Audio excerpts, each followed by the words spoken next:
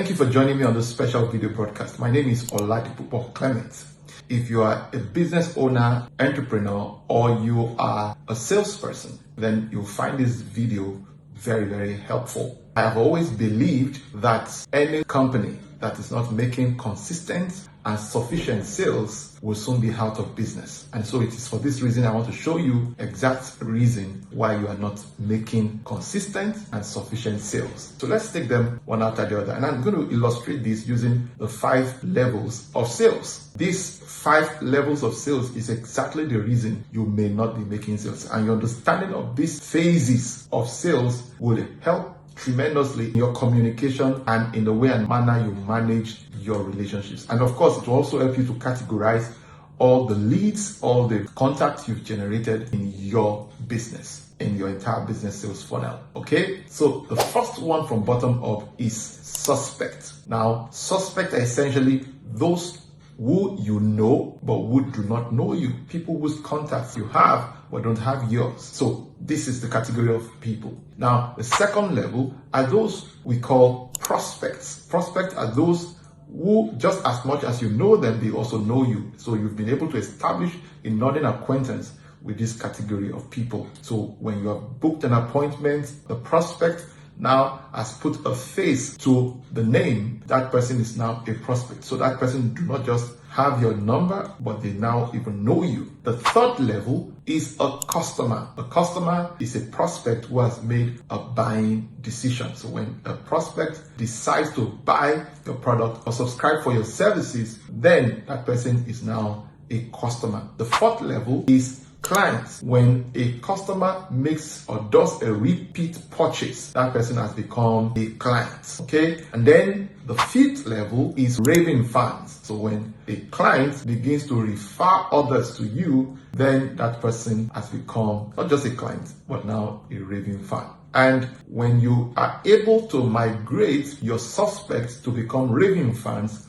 over time, your marketing cost continues to reduce. I saw a video documentary just a while back where this gentleman, an Indian businessman, was talking about how that their business have gone on in serving several generations of families. And so they've moved those families to the point where they don't just serve them, they didn't just buy ones. So they've been doing business with those families for generations. You know, that struck a chord with me. And that's essentially the same way and the same posture every business owner, every entrepreneur, salesperson should conduct their business. Now, what exactly is the framework that you need to deploy here? Now, just as you don't propose marriage to a stranger, you can almost predict the outcome of proposing marriage to a stranger. The answer will be no. Capital no, for that matter. So when you are speaking to a suspect or when you have a suspect, your communication at that level should be to establish good understanding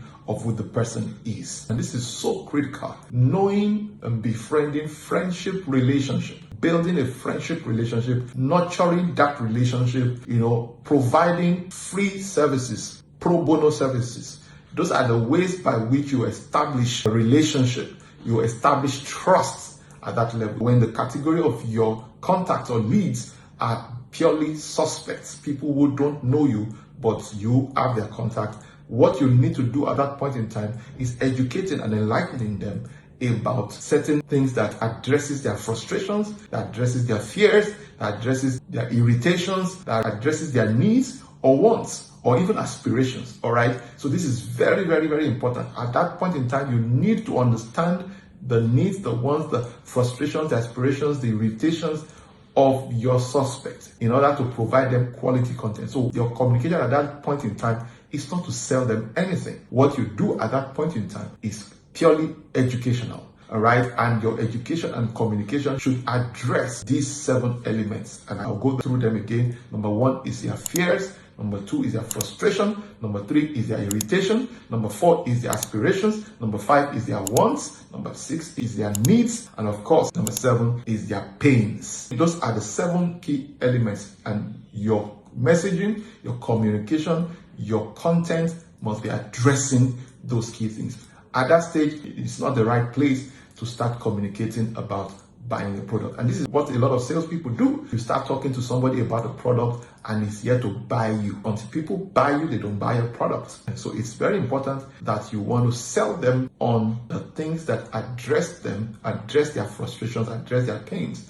Once you can close those gaps, then trust is built, and then you can move on to the next level. So if I find any relevant information that will be usable and add value to this suspect and this category of suspect, that's how you can move them from being a cold audience to warm audience. And until the leads that you have, the contacts you have, move from just cold audience to becoming warm or hot audience, then you are not likely to be able to secure an appointment or for them to even be able to make buying decisions. All right. And so once you've succeeded at that, in fact, it gets to that point where they are the ones who begin to inquire, what must I do? I need to buy. Even with that, you still don't go ahead and make presentations. You want to take your time to nurture that relationship to a point where, for those of us who have been married for years, you can tell that before you propose, for example, for me, before I proposed marriage to my wife, I already knew it was a yes.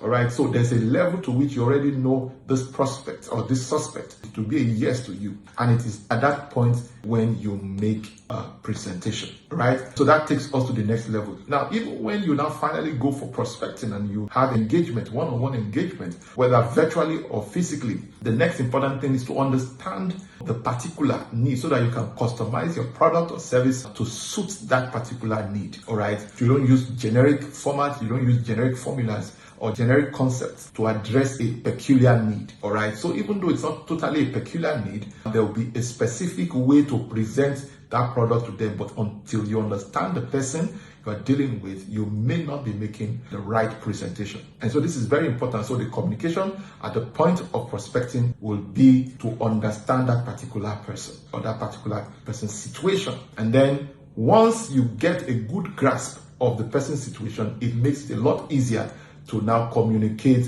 value that your product brings to the table. And that is when you close the deal. And then the person becomes a customer. Of course, once you understand the need of the customer or the prospect, and you are able to align that need or pain or frustration with the service or value or benefit that your product offers, then sales will be the result. And that's what migrates them to being customers. Now, when somebody buys from you, more often than not, sometimes the people buy, first deal they will do with you usually can be very small. So the first transaction may just be very, very minute. And so when somebody buys something very small from you, the next important thing they may want to do, the potential they have, is to buy something of higher value or complementary service. So when it is of higher value, we say you upsell them. When it's of a complementary service, we say cross-sell them. All right, so if somebody buys a car from you, then they can buy auto care services from you. They can buy spare parts from you in order to maintain that auto vehicle. Okay, so this is extremely important. So when somebody buys from you, that is a customer. When they buy again, when there's a repeat purchase, either through upsell or cross-sell, then that person has now eventually become a client. And of course, this is one of the major areas where people make mistakes. Now, the fact that you have spoken to someone and made a presentation doesn't mean they will make an immediate buying decision, which makes follow-up very critical. But the next mistake people make is that once a customer buys, then they end the conversation there. One thing you must recognize is that you must constantly ask the person to refer them or refer you to people like themselves. And so right in every customer is a potential 10 other customers. So there are 10 people that they can refer you to, and you have no idea how much that can expand your revenue as a business or even as a salesperson. And then somebody now begins to refer other people to you, it reduces your marketing cost. So if you needed leads, a sponsored ad to generate leads, that means you won't need to spend that much any longer. You just leverage the trust and the credibility of the customer to access or harness new markets. And if you do this, you start to make sales. I hope this helps. So till I come your way again, always remember, winners don't quit and quitters don't win. So stay inspired till you succeed. I see you in the next video. Bye for now.